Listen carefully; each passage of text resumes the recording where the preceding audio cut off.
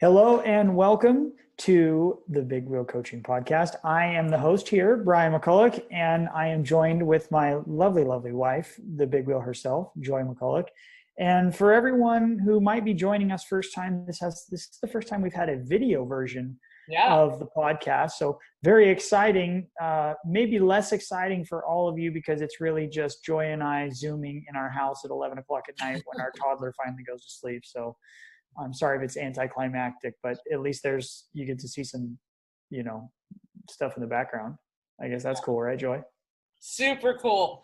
But no, we wanted to introduce our podcast today because I recorded it earlier with a new friend of mine named Kimberly Calvin, who's the executive director of the Akoma Unity Center, which is in San Bernardino.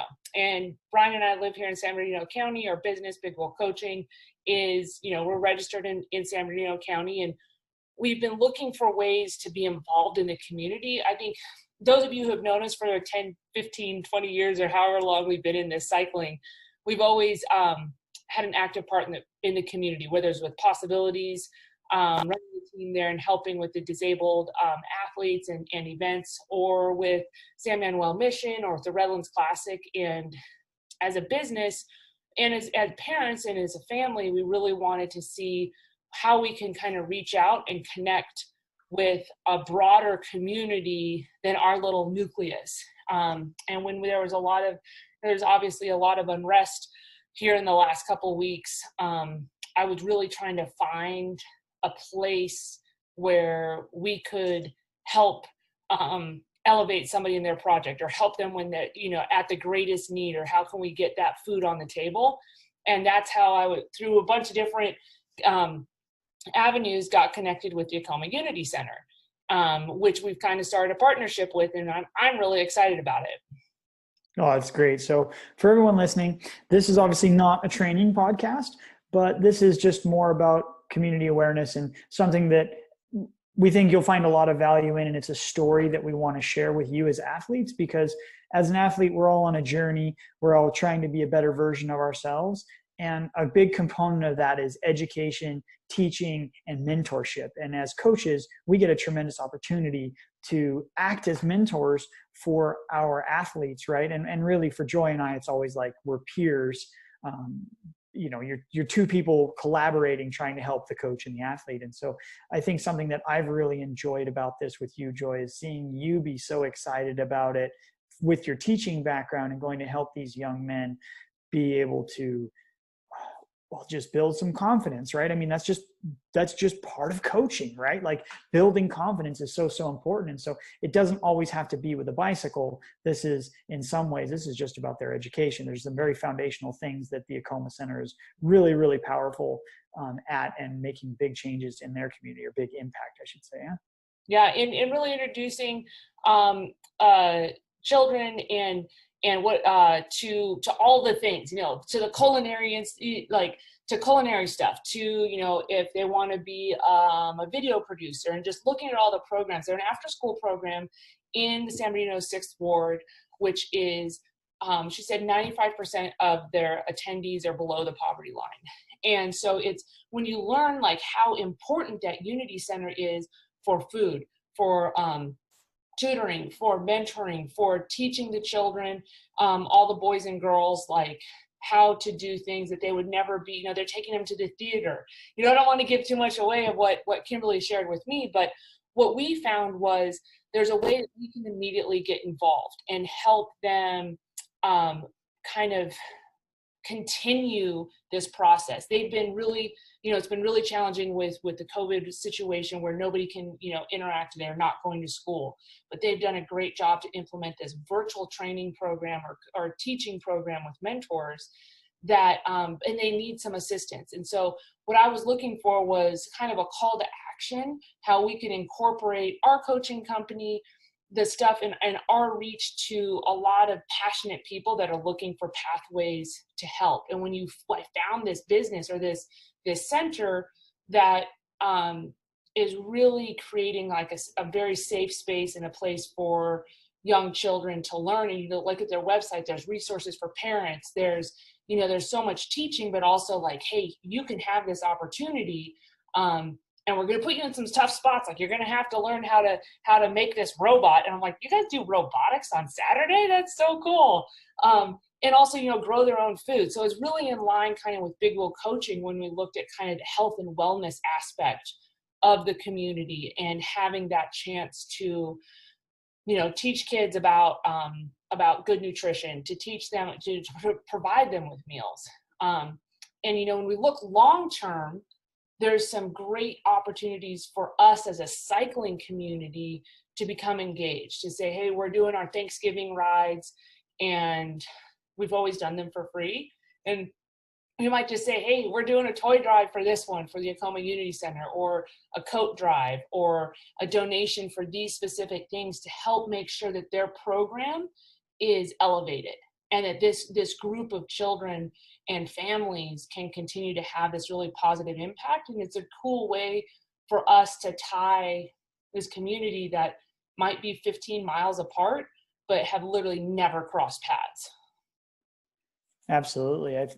Joy, you just hit on something, and I want to make sure we get to Miss Calvin's interview, because it's really, really spot on. I mean, she's just such a knowledgeable and passionate woman. But all of our folks, all of you listening, we talk to so many of you regularly, all of our athletes, and we interact with you guys so much. It's like, we know you're getting after it. We know you're leaders in the community, and we know that making an impact, and a positive one, is important. And so I'm really thankful, Joy, that you took the lead on this, and that we can do something. And so we'll hope that everyone listening will take the time, step away from the bike, step away from the training podcast for a moment, listen to what's going on and the hard work this woman is doing in her community, and just think about some ways in which we can help her, and we can help her with a little bit of sweat equity, and maybe we can even help them with some additional resources to help them be COVID compliant, so these young children can continue their education and get a leg up in this crazy world we live in. So Joy, we'll cut it to your interview with Miss Calvin. Okay.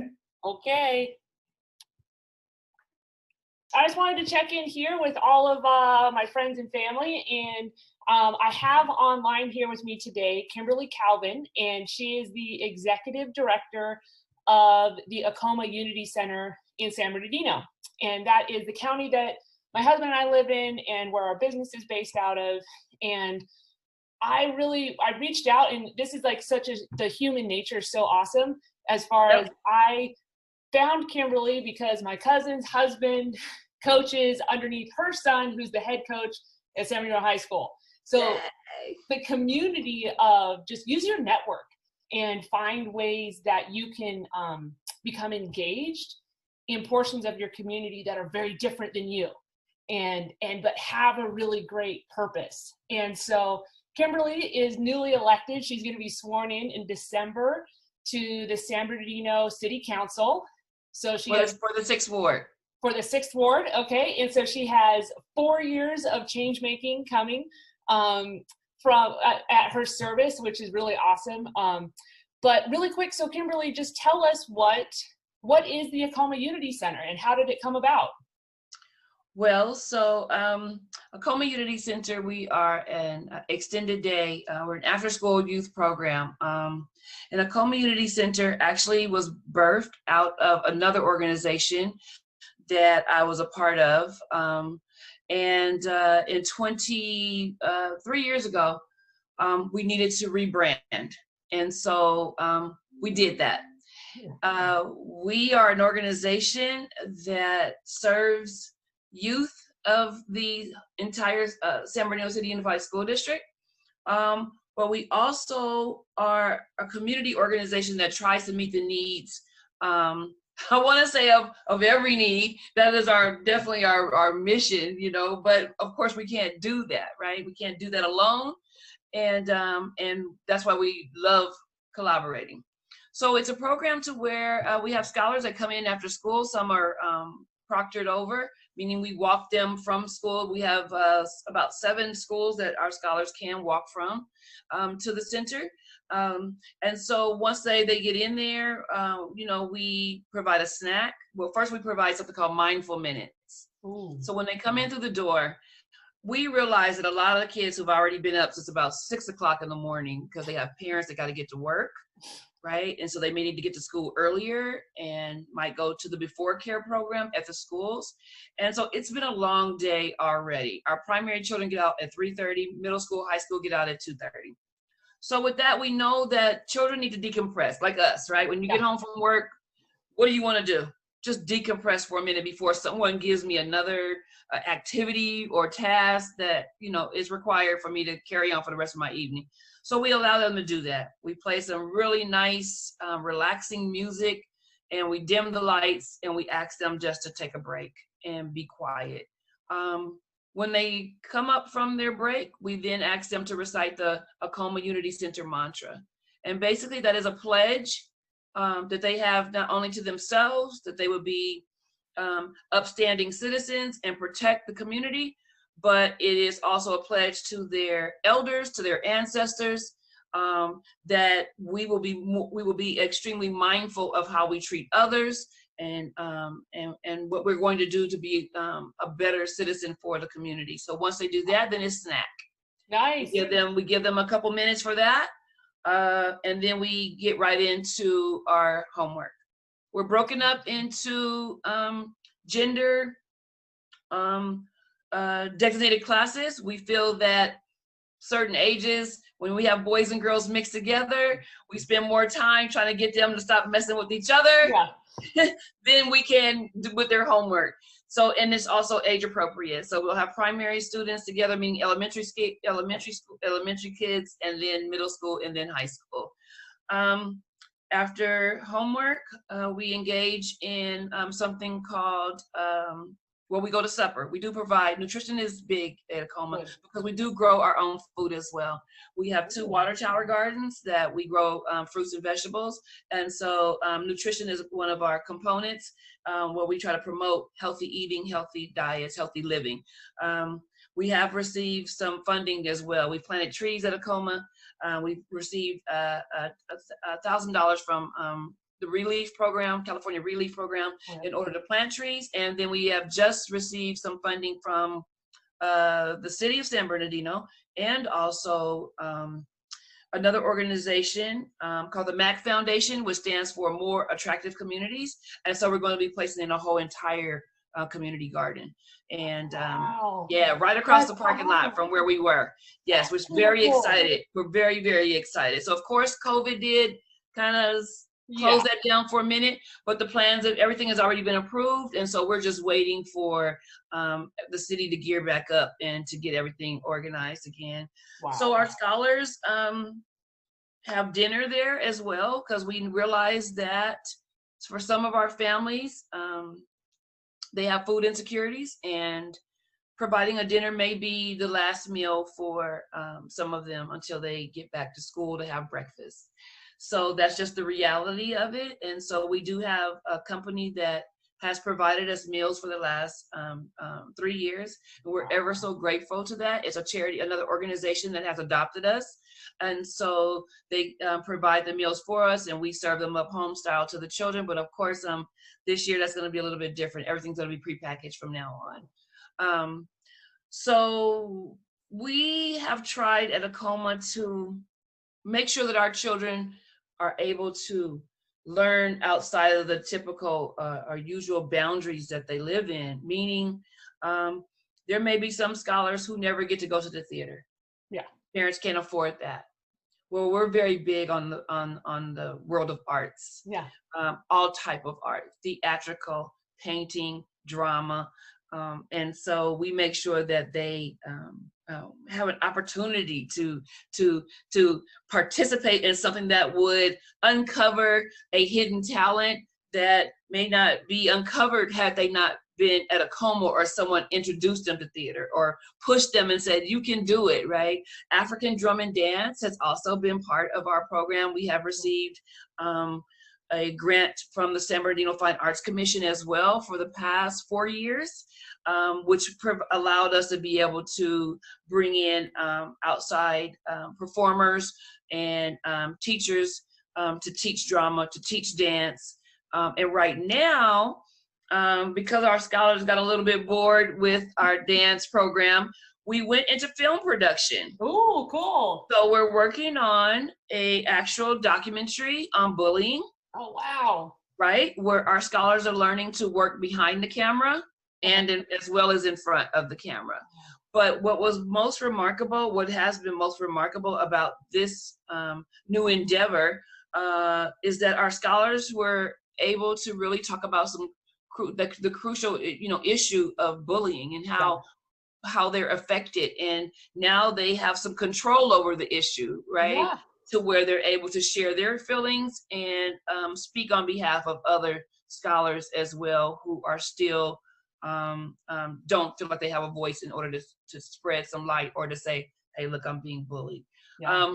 But what we also learned was that our film crew and our other collaborators were able to address them, and these are grown folks who were able to address the issue that I was bullied or I was the bully. Yeah. So that part has come, really full circle. So when you think that you're there to teach children, children have a way of teaching you, as well. So really remarkable. So we do have someone that comes in and does a paint, we call it paint and punch instead of paint and sip. Yeah. Yeah.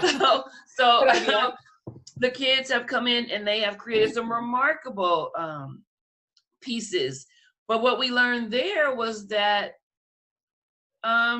children are so afraid of making mistakes and that they really then don't allow mistakes to turn into masterpieces. Oh. So this allows us to say, this is yours masterpiece, right? And you're able to do and create whatever it is that you want to create. But when children of the demographics that we serve, which 95% live below the poverty line, and 95% get a free lunch. Yeah. They're just not exposed. It all comes down to exposure. Right. And a freedom in being able to make some mistakes, right? And to learn that if something is not done exactly so, that it does not wipe out your entire project. It does not wipe out your entire being because you don't have what other children may have even. So Akoma is a place where children are able to spread some wings, to be exposed of a lot of things that this world has to offer, but yet we find that this demographic is often locked out. Yeah. And that's just being truthful with it all, right? Yeah. If when music was taken out of schools, or or there wasn't a whole lot of money there, and you have to go rent an instrument, if there's no instruments for you to be able to receive from campus, well then right there automatically then, if your parents do not have the money to rent your instrument, or for you to even have an extra lesson, or take some music lessons somewhere, where are you supposed to be able to experience the opportunity of being part of a band, or to even play around with several instruments, to be able to say, no, I really didn't like the trumpet, I think I'm more of a flute person, or no, I think I really would like violins. So this past January, we had for I think it may be the second time in history, San Bernardino Symphony has a Black composer. His name is Maestro Anthony Parnther. And so we did, Akoma provided a space to where the community who normally may not go to the symphony, may not ever be able to meet a maestro. Yeah. We asked him to come to Akoma. Oh, wow. And we invited the community in, and we had local students who were participating in band to be able to play for the maestro. Oh, wow. And have the maestro critique. Oh. And so it was bringing the world of arts to our neighborhood. Yeah, just right in. That's great. Just right into our neighborhood. And we're so grateful that whenever we call on the symphony, San Bernardino Symphony, that they're always willing to help out Akoma and be able to share with our scholars in our community what that looks like, being able to attend the symphony. And so just really remarkable. So I'm always thinking outside of the box, like what else can I do, right? So we've gone to see Alvin Ailey dancers at the Sagerson Theater in Orange County. We've Wow. gone there twice. Cool. We've been to the Lewis Theater in Victoria Gardens to nice. see live plays as well. I mentioned that they grow their own food. Yeah. We're going to our second year of being able to have Girl Scouts there. Oh, cool. There weren't a troop of color on our part of town. No. Oh, wow. So troop number 1419, we were sponsored by Girl Scouts, and they provided our uniforms and they provided our girls camp in the summer. And like I said, these students may have never had the opportunity to be part because it does cost money. Yeah. To attend summer camps. It does cost money to be part of Girl Scouts. And so we're very thankful of all of the organizations that have collaborated with us. We had a vendor come in who taught our scholars how to build a robot. Oh, that's awesome. The robot came from Epson. So we taught robotics for 20 weeks. Oh, These students came in on Saturday. And we started out with about 45, 50 kids, but we only ended up with about 20. Yeah. And they hung in there. And I'm happy to say that our girls the girls was on point. And and so we all know that girls don't enter into science much, right? That girls begin to take up other fields of trade, like teaching and nursing and those typical professions, which are fine, perfectly fine. But the world of STEM, we see that girls begin to back out at about the age of 12 and don't want to participate in those type of curriculums. So we push those, for our girls, and that's a part of our science as well. But we go on fantastic field trips. Cool.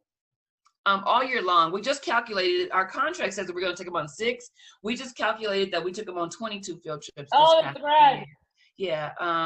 College field trips. So we'll take the kids that are in 8th grade all the way to high school, Loyola Marymount. They've participated in a finance week at UC Irvine. Oh, nice. It's called the Life Vest program. So whatever's out there, I got a whole board of educators, and they're always just looking. Yeah. What can we do? How can we expand them? How can we teach them and get them to understand right now in 5th grade, 3rd grade, that there is a whole entire world outside of this 5-mile radius that you may travel every single day. And so that mainly is our mission and our goal. And we do provide resources for our entire families.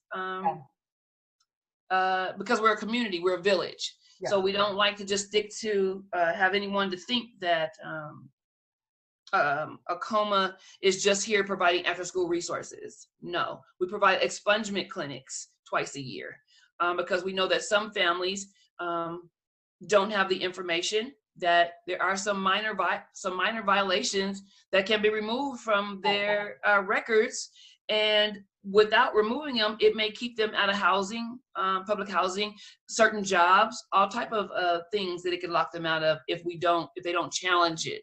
And so we collaborated with San Bernardino District Attorney's Office and other nonprofits that work to provide expungement clinics to folks. So we do things like that. We provide a quarterly meal to the community. It's called Soul Food. Oh, We've been doing that now for 4 years. And this is where we bring in every collaborator, community member, to be able to showcase what our scholars are doing inside the center.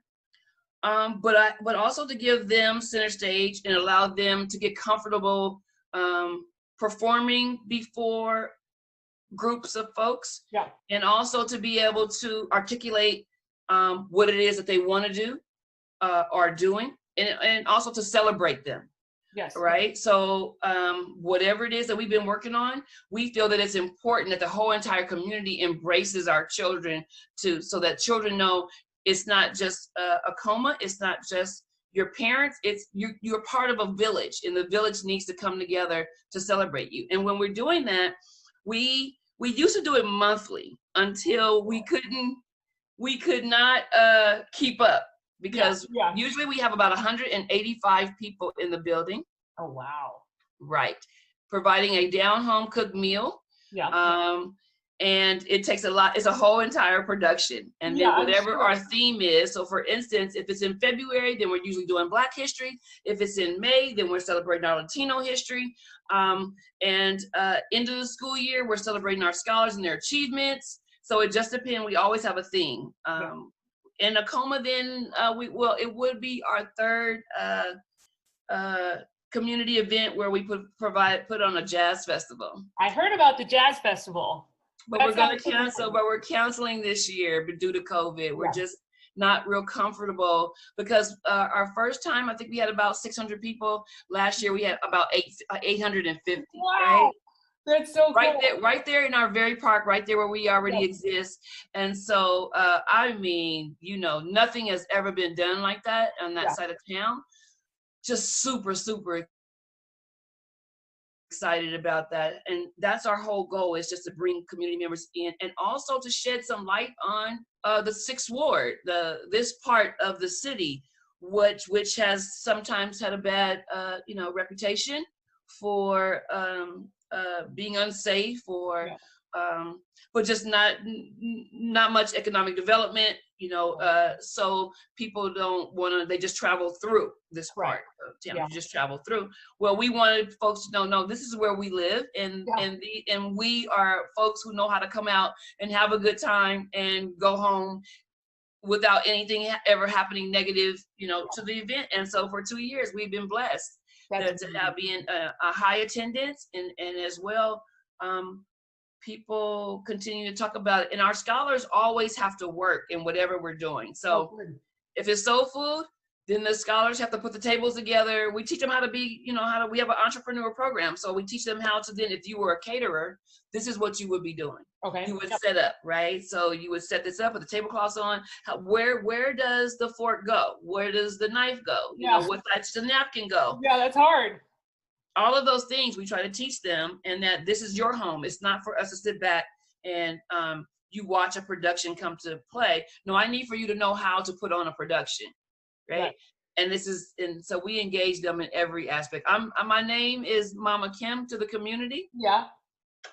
So that's how I act all the time. So I'm like, no, what are you doing? Where are you supposed to be? Put that down. Get that. Well, and it was very obvious when I came last Thursday to help with your drive-through food bank that you're Mama Kim. And all the young men there, they were from I would say about 3rd grade to seniors in high school. And they were all boys there that day that were helping, but they were like clockwork. I was like, we are full of MVPs today. Nobody's slacking. Nobody's absolutely. And the kids just kept showing up, and we were moving the boxes in and out, and it was very, very respectful, very they're like, hey, we're here to do something, and you did a great thing at the start. We're like, Mama Kim's outside, and we're gonna circle up for prayer, and basically telling the boys and the young men, you're here to serve and you have this opportunity, and just reminding each and every one of them how important they were, and how much they can do with their lives, and how much their path is very important. And I was like, man, it was so enriching for me to experience that and see the care and that these young men were in that environment and getting that sort of no, dude, you rock. You have it going on, and we want to help you facilitate. And I guess, with that the drive-through food bank, I believe that was the 6th time that you guys have done that?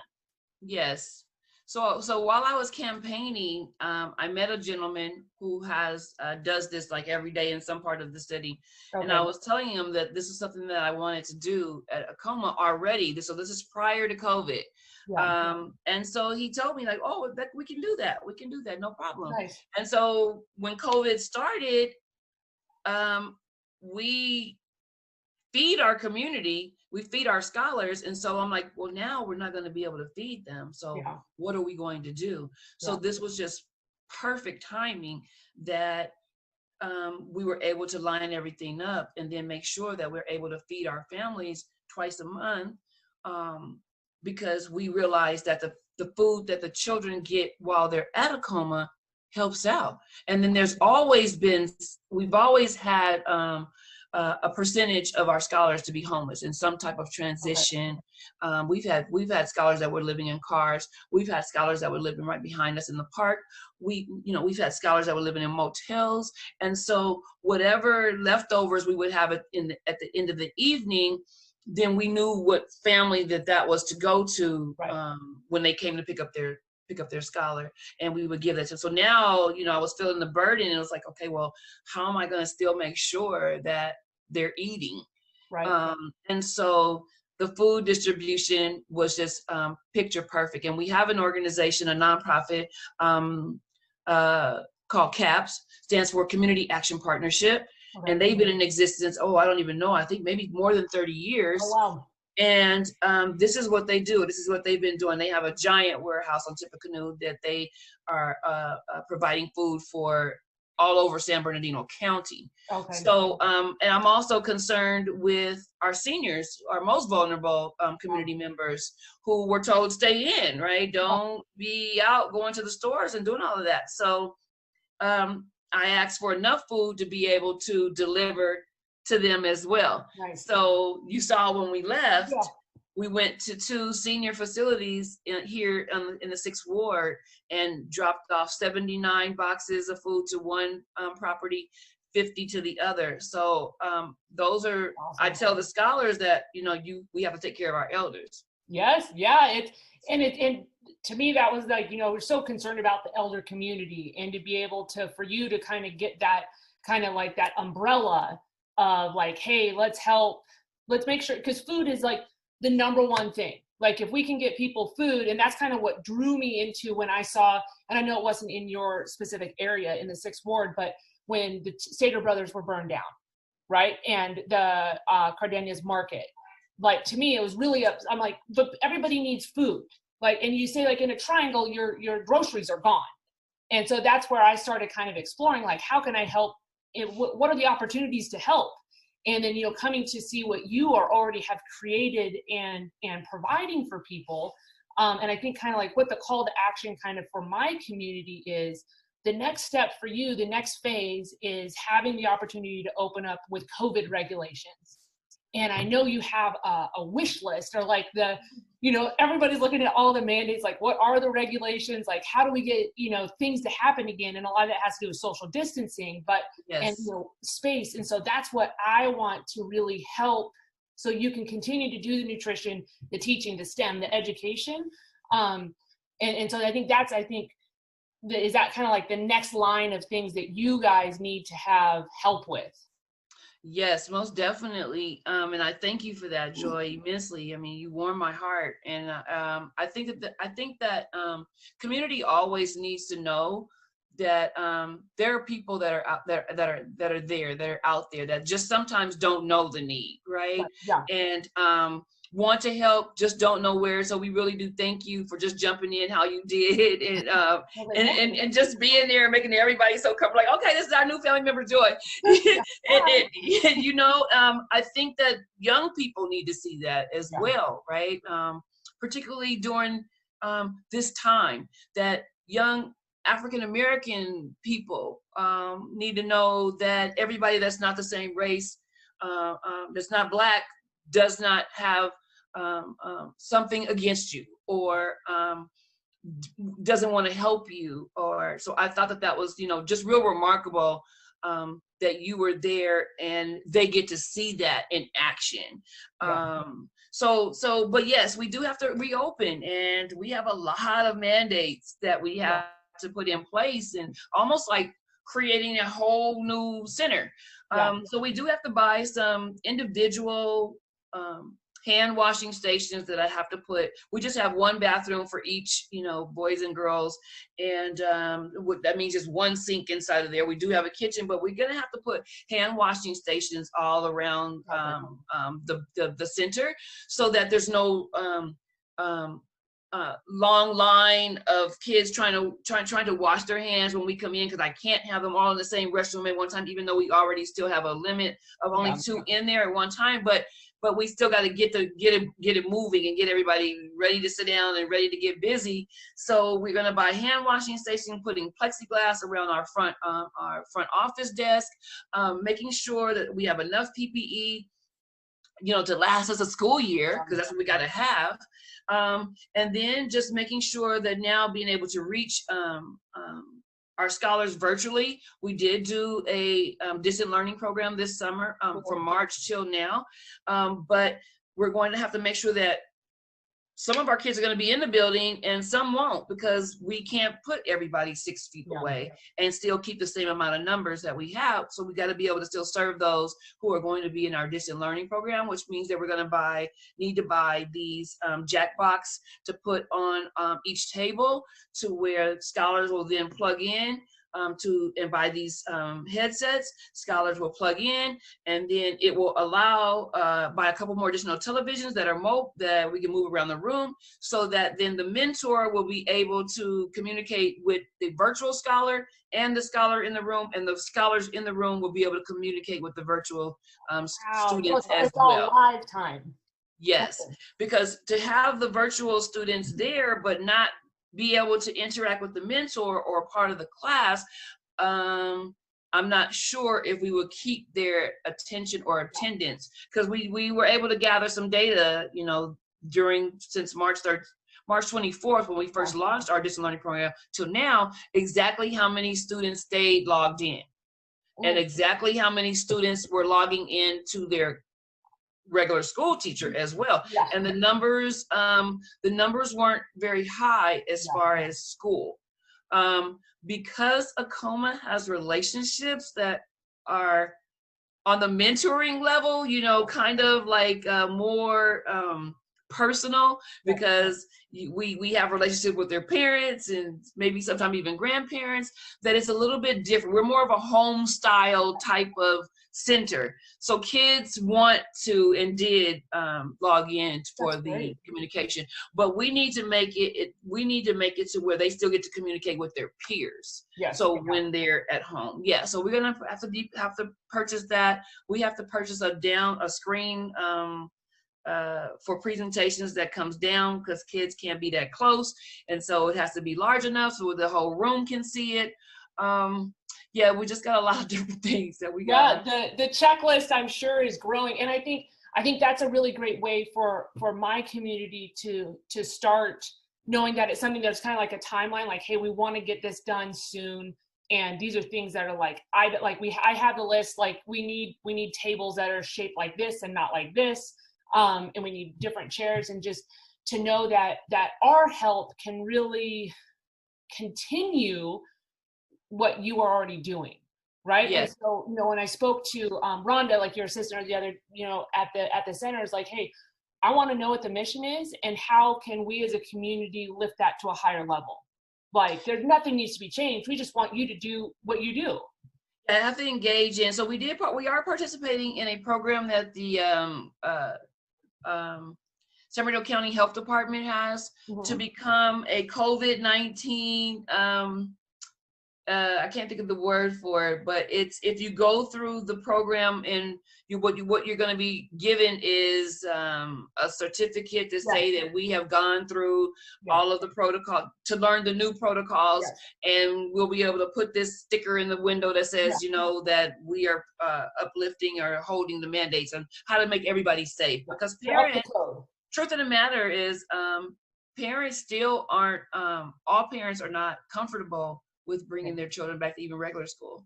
So we want to be able to add that extra layer of protection and say, hey, look, this is what we're doing, and we're asking you to come in, take a look and see what we've done, and give us your approval as well, because we want to make sure that our children are back in the building, so that we can continue giving them what they need, because we do recognize that we're already dealing with a demographic of scholars who are ranked the lowest as far as achievement in the district as well. That's not a secret. when you now add COVID on top of that, we're very disturbed at what we're going to be facing. Yeah. So we also are trying to raise funds in the event that I have to add more mentors in the building, to break the scholars down into smaller groups. Yep. So that the direction, because we know that the instruction, is going to be, more instruction is going to be needed. Yes. These kids have been out of school way too long. And the district is still not sure how they're coming back. Right. We just had a school board meeting Tuesday. Nothing has been defined as far as how they're coming back.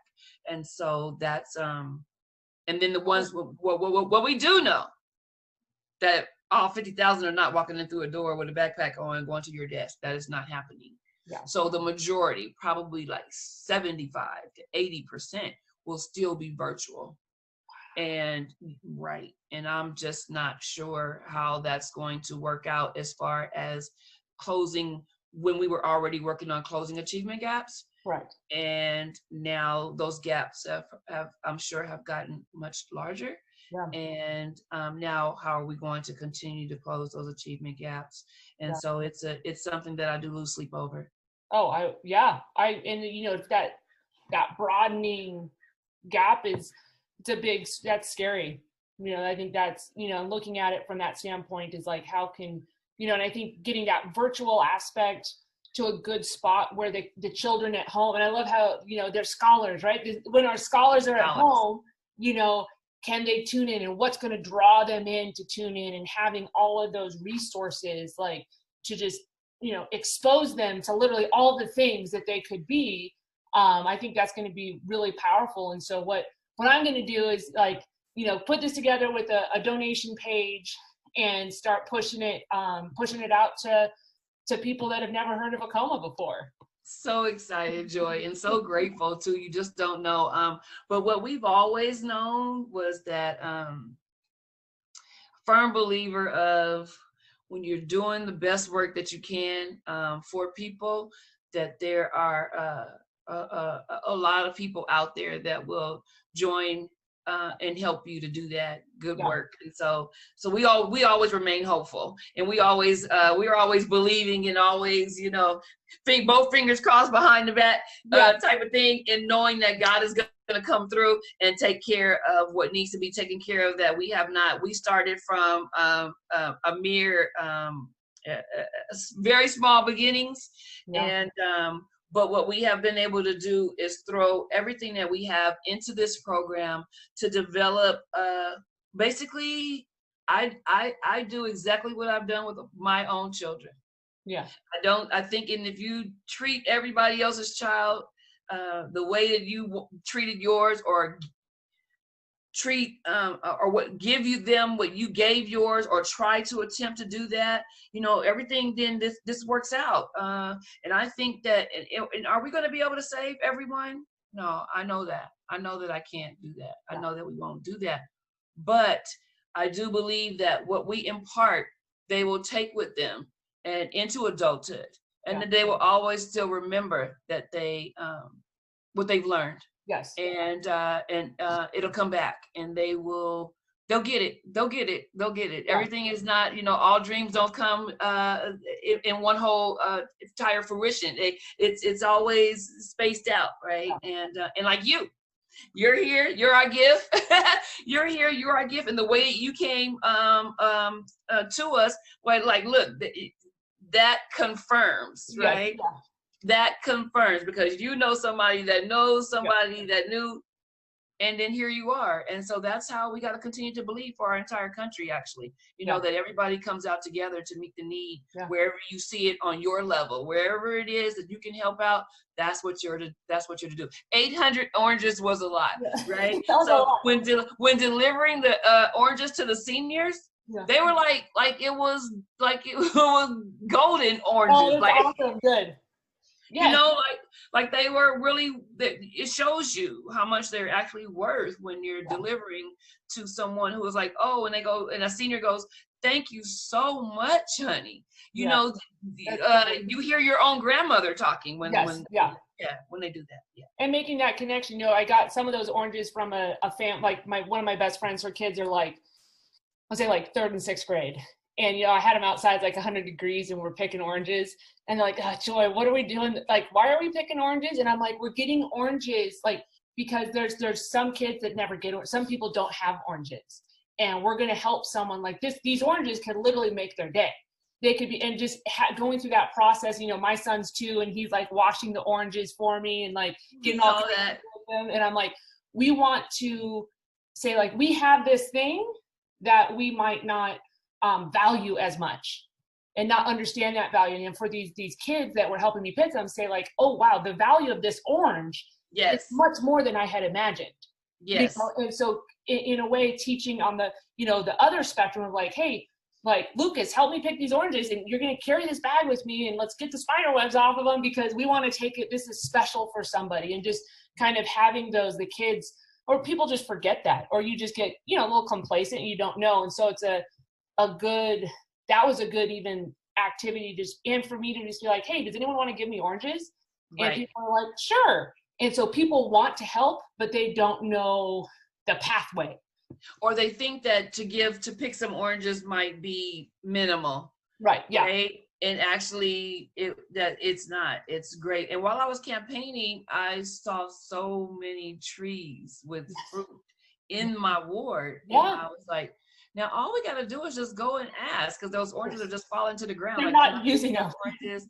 Can I have the oranges? And so I haven't got around to doing that, but I definitely thought about that in my entire campaign. Because walking, I was like, wow, this 6th ward has a lot of fruit trees. Oh, that's cool. Nobody should be going to the store buying oranges. No, don't have, and they taste so much better too. Right. But so I know I've taken a ton of your time, Kim, and so what I'm gonna do is package this up and, like I said, send it out to my community and let's see what happens. You know, I'm gonna add some incentives, like free training plans. It's like a raffle type thing, and you know, see what happens. And then what I want to do is to continue this.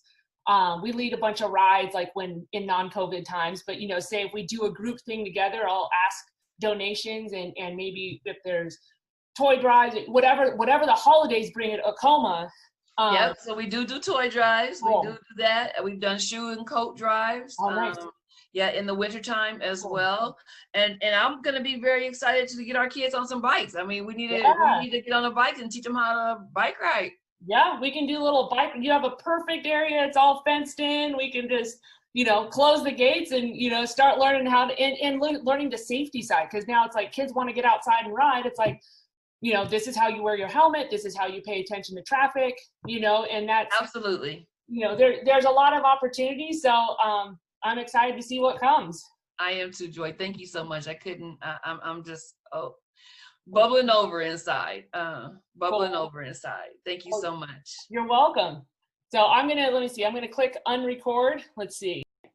I don't know about you guys, but that was a really, really good interview with Kimberly Calvin of the Akoma Unity Center. And it was so incredible just to sit there and listen to what she had to say.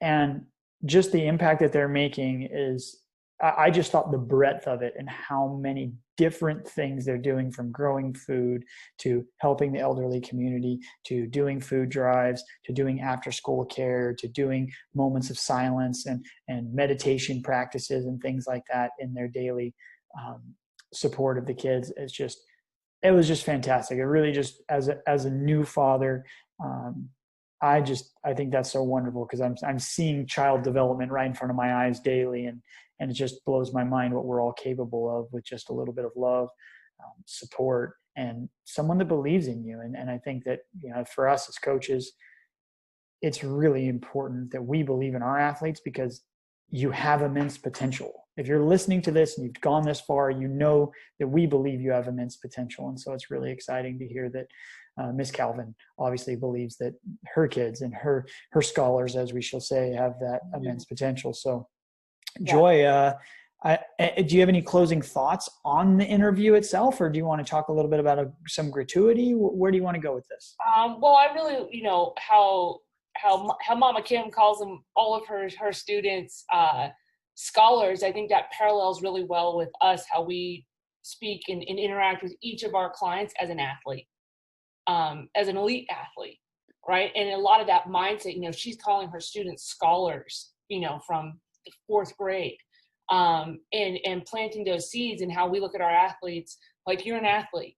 You're not a weekend warrior. You're a legit athlete. And looking at that frame, you know, how us as leaders can really kind of set that framework for people and help them, you know, achieve even a little bit more. And, you know, just the ideas and that she's been able to come up with her team at the Unity Center. And I think, you know, there's kind of like the call to action of like, hey, we have the opportunity to help them kind of get that COVID ready compliance. And, you know, they have a wish list. And what we're doing is, hey, we have a donation page through a nonprofit. So it's all tax deductible. It's a 501c3 that you can make a donation to, and help them kind of reach that, you know, get closer to having that continuity and not have those gaps in these children's education. And what we're going to do, we're going to say, hey, you know, it's all going to be in the notes here on the podcast too, and on the website. But you know, we'll do some raffles for, if you know, donate up to $100, you could get a free 1-hour consultation with one of us. So you know, we want to talk to you. Yes, you want to talk to us. You know, we like to talk. We'll even Zoom. I'll even do a Zoom 1 hour with you. Oh boy. Oh boy. I'll save you all the trouble. We won't Zoom. We'll just talk on the phone. You don't have to stare at this mug. But well, I think that's a really incredible point, Joy, is that, you know, when we think about these scholars and we think about our athletes, we think about the development and how important that is for people. And it's just believing and giving someone the confidence that they can do more and seeing that they have immense potential. And so this is an incredible initiative, and we'd really like everyone listening to get involved, because although normally Joy and I are very hands-on and we want to go do things with the community and entrench ourselves in the community, there's a time and a place for that. But with COVID and all the things that are going on right now, it's much better for us to be able to do a raffle and as far as a monetary donation. But please know that in the future, what we would like to do is we'd like to do specific rides that are for a benefit to help the Akoma Center. And we're working on those things, but out of respect for everyone and care for everyone's health, we're taking this route first as a first step to say, hey, wait a second, these kids' education is important. There's already been a huge interruption, and this particular group of kids they've been behind. They're trying to ramp up, and Akoma has been feverishly working to help them narrow that gap. And the easy way for us to do that right now is monetarily. So in the future, we're definitely going to be doing things, and we're going to be able to express ourselves as a cycling community and come out and either do rides with these kids or maybe bike rodeos. We're going to need all of your help to help teach these kids the importance of riding bikes, the safety of riding bikes, because who doesn't want to see more kids riding bikes? But for now, what we're asking for is it's just a fundraising thing. We just would like you guys to be a part of it. If you'd like to be a part, of course, there's no obligation, but we just wanted to make an impact, and we know that you're at home thinking how you can make an impact too, and this is an easy way. So yeah, really, is there anything more that people need to know about donating other than clicking links and following? Yeah, click on the links. I mean, I think it's going to be easiest if you click in the you know, here when it's on the YouTube, there's going to be a link there, an explanation of how it goes, and on all of our social media, you know, in the newsletter you're sending out in an email format. And yeah, it'll all be there, but there'll be links to donate, and it is a 501c3 donation. So yeah. And speaking of 501c3, guys, special shout out to our friends Jeff and Chris Prins of CBR Racing, California Bicycle Racing. They are just, you know, that we love them. We think the world of Chris and Jeff. They're just, if you've ever been to a CBR race, you've been greeted by Chris, and you've probably been greeted by her when she was immensely pregnant, and still she's just bubbly and happy. And then you've seen just Jeff running around like a madman, just trying to make sure everyone has a good time on the day. But they have a nonprofit that they reached out to Joy and said, hey, whatever you want, Joy, we're totally into it. We'll make sure it's all by the book and 100% dialed in. So we're super thankful for them. And again, this is just us as a cycling community trying to reach out to people and communities that need some help. And we're super, super thankful for the help of CBR, and just thankful for their friendship as well. So yeah. I guess that leads us into our final gratuity. Joy, you want to lead us out here? What are you thankful for? Let's see, what day is it? It's Thursday. Today is Thursday. Well, it's almost Friday now by the time we're done recording. Yeah. Well, you know what? I think I'm really thankful for our neighbors, because in this time, obviously everyone's a little social distance, but everybody's kind of home, and people have brought us full plates of food that we've never met before. There are neighbors. Well, there are neighbors, but they're like, hey, we made this huge barbecue. Do you want an extra fish? And it's been a really kind of cool thing to, like, we have a cul-de-sac, thankfully, and so we stand around and we talk to our neighbors a lot from a distance, do our social distancing, but it's been really cool to get to know them. And I've got 3 ladies on the streets phone numbers now that are a little elderly, and so we're texting and calling them and making sure everyone's okay. And so I'm thankful for our neighbors and the nice weather, so we can go outside and pass some food around. There you go. Well, I too am thankful for some nice weather, because who isn't, right? Who isn't? Because it's going to get hot soon enough. But in actuality, I'm just really excited to see you passionate, Joy, because for every new mom out there, you've all had quite, and even new dads too.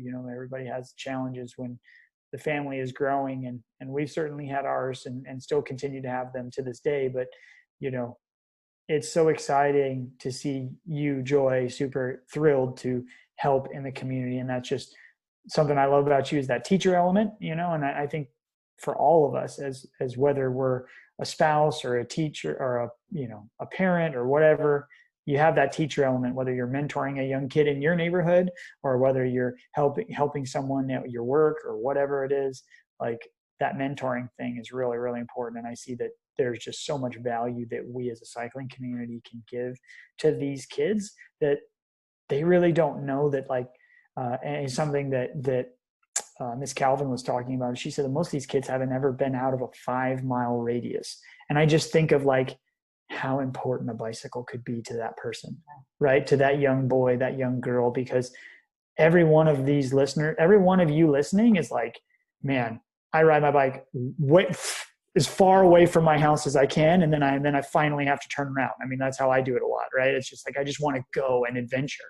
And a bicycle can do that. And I just think of all the amazing possibilities that these young kids can have if we can just get them a bike, right? Because now all of a sudden they'll see things that they haven't seen. They'll meet people, the most amazing people. I mean, cycling has taken me all over the world, and I see all these wonderful people, and I still have those relationships to this day. And I'm even talking to some of you now because you listen to our podcast. And so I really want you at home to think of the power of a bicycle and think, this is the start of our journey here at Big Wheel Coaching in Akoma. And we ultimately want to get these kids who literally can't ride a bicycle right now. You want to think about that, 4th graders that can't ride bikes. We can help them ride bikes. And that can just open up a whole new world for them. And instead of them just living in their neighborhood, we can show them the town, and then we can show them the county, and then we can show them the town next door to them. And we can show them this big, amazing, beautiful world that we've seen by bicycle. And it's just going to be amazing. So I'm super thankful for you being passionate about that, Joy, and opening it up. Yeah. Super cool. Thank you. So some closing Big Wheel Coaching business guys. We have 2 new updates for everyone. We're always trying to find discounts for you guys from our partners. So Velo Saddles is new. We've been running them for a long time on the Elevate Webbyplex Pro Cycling team. But Velo Saddles now has a U.S. division, and there's a discount code so you can get them. So check in the bottom of the show notes, and basically you're going to get discount codes on Snack Bar, super good stuff. GQ6, love that stuff. Also Backmate and the self massagers, those are awesome. And you're going to get Expedo pedals, love those, Velo saddles, and the other new one is IRC tires. So all very cool stuff. If you got a chance to get in on our summer kit order, thank you. That's getting rushed right now. It's going to look so rad. You guys are going to be so stoked. And then always know that we have a Pedal Industries store. If you've ever looked up Pedal Industries, they have just super cool custom stuff. And there's a little Big Wheel Coaching collection there if you just click the link. So if there's any of that stuff you need or any of that stuff you have questions on, of course, you can always reach Joy and I. We're on the Instagram. We're on the Facebook. We're on the we're on the interwebs too. So there you go. So or you could just email or text us or whatever. You probably have our phone numbers for all I know. Anyway, with that being said, thank you for everyone listening. Thanks for testing us out with this new format. It's really exciting, the video stuff. Ooh. So what do they call that? It's not magic hands, it's like jazz hands. Jazz hands. Jazz hands. Is that how you're supposed to do it? It is too late. You're done. Not cool. No. Not cool. Okay. I have been informed that I'm not cool, so I apologize, everyone. Anyway, thank you all so much for listening. So until next time, ride safe, train hard, and have a great day.